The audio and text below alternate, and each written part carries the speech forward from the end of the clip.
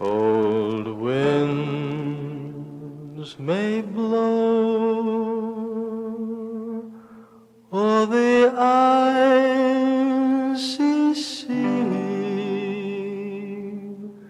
but I'll take with me the warmth of thee, a taste of honey, a taste much sweeter than wine. You're not going to believe who was singing that. Go back again. Go back to the beginning. Listen again. See if you can figure it out. You won't get it. Hello and welcome to episode 12 of Under the Covers with the Beatles, a show where I go through every single Beatles album, track by track, and we'll try and find the best cover version of a Beatles song and find out if it's better. We found some better ones already. Just saying. If you like the sound of what I'm doing here, please like, subscribe, share, tell your Facebook groups, tell your mum, your mum. After last week's big push, we finally got to the big 40, 40 subscribers. Whoever you were, whoever was that 40th, thank you very much. Can we make it 41 this week? Who knows? Let's try for 42. Let's go for 42. Come on, guys. Please. Okay, on with this week's episode. A Taste of Honey is a massive song, particularly in the mid-60s, and for some reason, a bit of a resurgence in the mid-90s, but I didn't pick any of them because, and I'll tell you why, it's a really good song, full stop. So all the covers of it have actually not been that bad at all. There were some crap ones, but there's so many. Oh, I don't know if you ever had to listen to the same song 150 times plus. But it gets to you, you know? And, I've only got 40 subscribers, but I don't feel like I'm being appreciated for the torture that I'm doing. It doesn't matter. You didn't ask me to do it. I'm just doing it.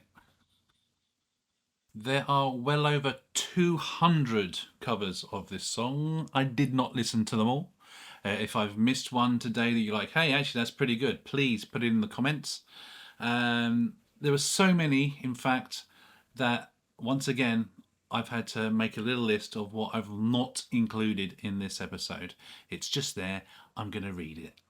Barbra Streisand, Quincy Jones, Tony Bennett, Chris Connor, that's a woman, the Four Tops, Brenda Lee, that's a woman as well, Tom Jones, The Temptations, and J.R. Bailey. J.R. Bailey there is a disco oh man, if you want to hear a disco version with everything thrown at it, it's that J.R. Bailey version of A Taste of Honey.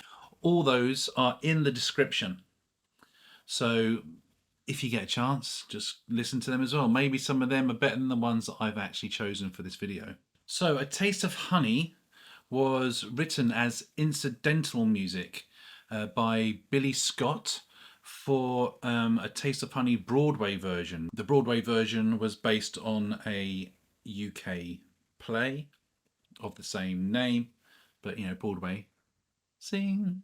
When it went to Broadway, Rick Marlow, I believe, then did the lyrics. I'm pretty sure that's how that went.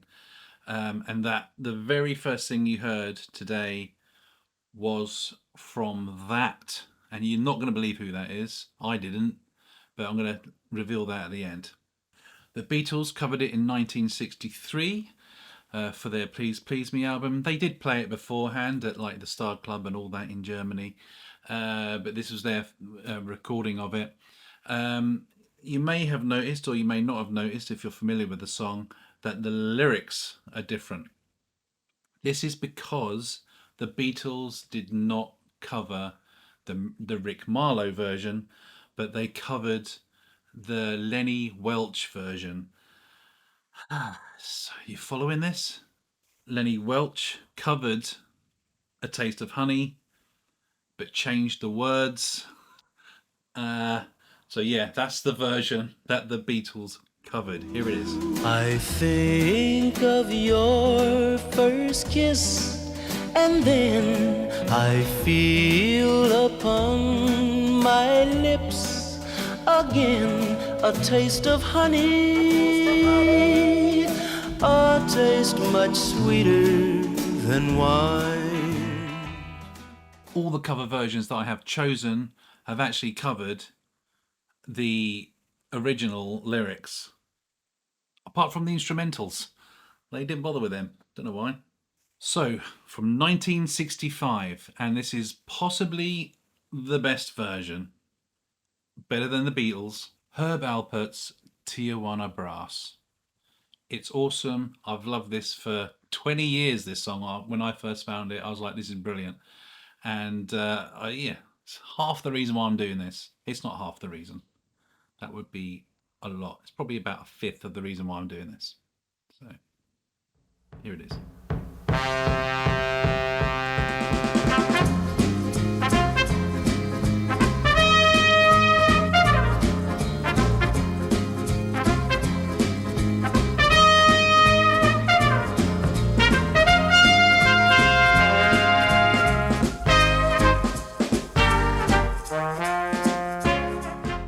In 1966, Charlie Bird also covered it. I almost wasn't going to include it on the list because it sounds very similar to Herb Alpert's. But I just love the widdly guitar he does on his little Spanish guitar. It's brilliant. Listen.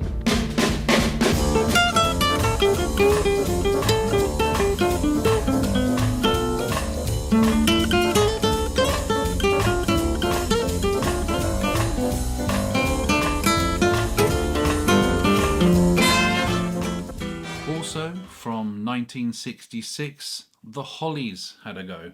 Well done. It's not bad. I quite liked it. It's made the list. Listen.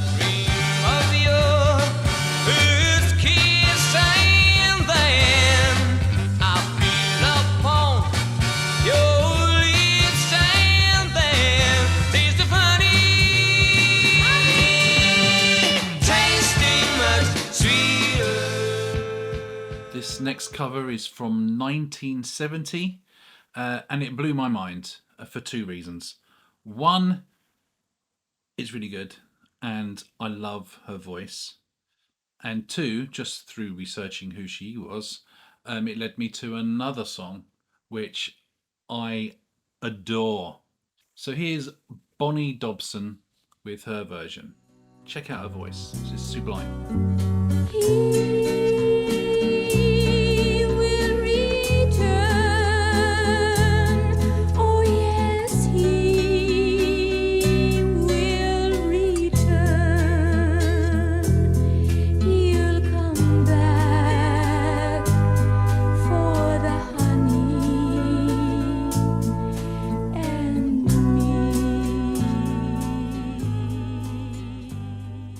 The year before, in 1969, Bonnie Dobson released a great album, and on that album is a song called Morning Dew. I've put it in the description. Please go and check it out. It is a wonderful song. Also from 1970, and this one shocks me as well. Not as much as the first song at the very beginning. Remember, you're still thinking about, oh, who is it? Believe me, you won't get it. Anyway, from 1970, here is Edward Woodward. Yeah, the Equalizer. I leave behind my heart to where I'll take with me the warmth of thee, a taste of honey, a taste much sweeter than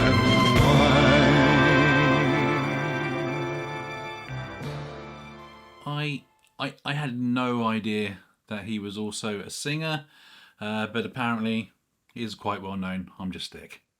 And finally, also from 1970, I give you, ladies and gentlemen, the Supremes and the Four Tops. Oh yeah, both. He never came back to his love so bad. And his love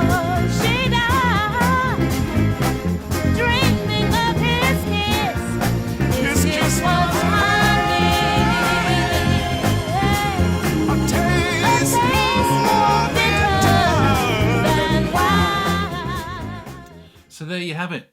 That is everything I could bear to listen to again. Listen, I listen to a lot.